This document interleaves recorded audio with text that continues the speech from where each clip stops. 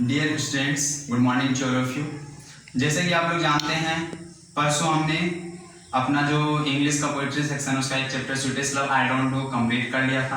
कल बारिश हो रही थी जिसके कारण ना तो नेट चल पा रहा था और बहुत सारा प्रॉब्लम था जिसके कारण हम लोग कल वीडियो नहीं बना पाए थे। तो मैं आज आपके लिए दो वीडियो बना दूंगा। दोनों वीडियो मैं आज ही बनाऊंगा तो आप लोग को दिक्कत नहीं होगा। कल का वीडियो भी आज और आज का वीडियो भी मैं अभी बना दूंगा, तो आप लोग इस वीडियो की मदद से आगे बढ़ सकते हैं। चलिए, तो हमारा जो नेक्स्ट ग्रामर का पहला टॉपिक है, सॉरी दूसरा टॉपिक है, क्योंकि पहला टॉपिक तो हम लोगों ने वर्ब पढ़ा था। अब जो दूसरा टॉपिक है वो दूसरा टॉपिक क्या है? टेंस। टेंस मतलब होता है काल। मैं आप लोगों को एक चीज बताना चाहूंगा, जैसा मैं टेंस पढ़ाता हूं तो वो बहुत डिटेल का टेंस होता है और डिटेल का टेंस पढ़ने में कम से कम 16-17 दिन चल जाएगा।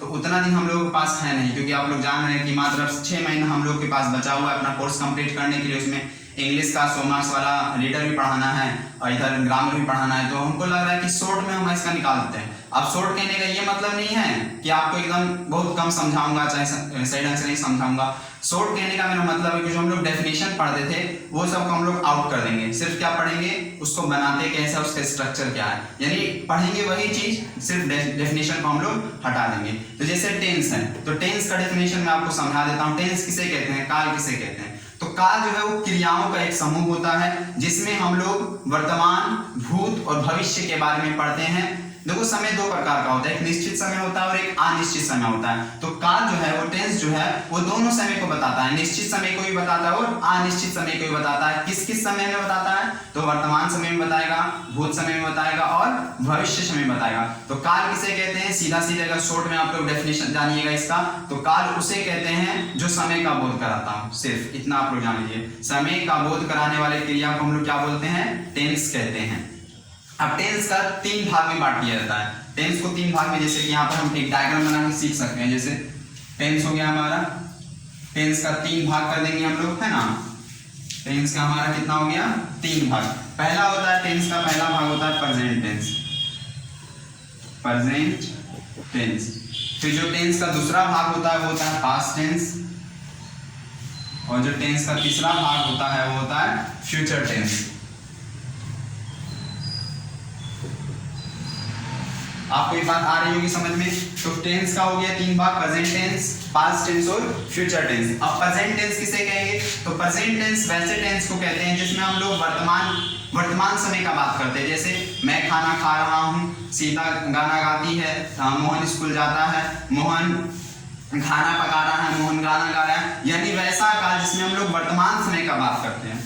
पास्ट टेंस में बीते हुए समय का बात करेंगे, जो हम लोग काम कर चुके हैं। जैसे कि मैंने पढ़ाई कर ली है ना, कल मैंने खाना खा लिया था, वो मुझे कल लेने आया था, मैं कल पटना घूमने गया था। यानी बीते हुए समय को हम लोग किस में व्यक्त करते हैं? पास्ट टेंस में व्यक्त करते हैं। And the last future tense आप लोग जानते होंगे, फ्यूचर टेंस है भविष्य समय, यानी भविष्य में जो हम लोग काम करेंगे। जैसे मैं कल खाना पकाऊंगा, मैं कल दिल्ली जाऊंगा, रवीना कल मेरे घर आएगी, यानी वैसा काम जो हम लोग फ्यूचर में करेंगे उसे हम लोग कौन सा टेंस बोलेंगे? Future tense. तीनों आसान है। प्रेजेंट टेंस वर्तमान में किए गए काम को प्रेजेंट टेंस कहेंगे, पास्ट टेंस बीते समय में किए गए काम को पास्ट टेंस कहेंगे, एंड फ्यूचर टेंस भविष्य में जो हम लोग काम करेंगे उसे क्या बोलेंगे? फ्यूचर टेंस बोलेंगे। अब से तीनों का 4-4 काइंड्स होता है। जैसे प्रेजेंट टेंस का होता है, हम लोग ऐसे समझ सकते हैं, simple present tense, simple present tense, ये हो गया हमारा पहला भाग। फिर दूसरा भाग हो जाएगा present continuous tense, present continuous tense. तीसरा भाग हो जाएगा present perfect tense, present perfect tense, and the last भाग हो जाएगा present perfect continuous tense, present perfect continuous tense. तो ये हमारा प्रेजेंट टेंस का 4 भाग है। पहला हो गया सिंपल प्रेजेंट टेंस, दूसरा हो गया प्रेजेंट कंटिन्यूअस टेंस, तीसरा हो गया प्रेजेंट परफेक्ट टेंस, और 4 नंबर हो गया प्रेजेंट परफेक्ट कंटिन्यूअस टेंस। अब पास्ट टेंस में हम लोग आते हैं, तो पास्ट टेंस का भी 4 भाग होता है। पहला क्या होगा? Simple past tense, simple past tense. दूसरा क्या आ जाएगा? पास्ट कंटिन्यूअस टेंस, ये याद करना बहुत ही आसान होता है, तीनों सेम होता है। पास्ट कंटिन्यूअस टेंस, फिर तीसरा हो जाएगा past perfect tense, past perfect tense, and 4 number past perfect continuous tense, past perfect continuous tense. चलिए फ्यूचर टेंस का अगर बात करते हैं तो फ्यूचर टेंस का भी 3 भाग होता है। सिंपल फ्यूचर टेंस है ना, सिंपल फ्यूचर टेंस, फिर तीसरा हो जाएगा फ्यूचर, दूसरा हो जाएगा future continuous tense, future continuous tense, तीसरा हम लोग करेंगे फ्यूचर परफेक्ट टेंस,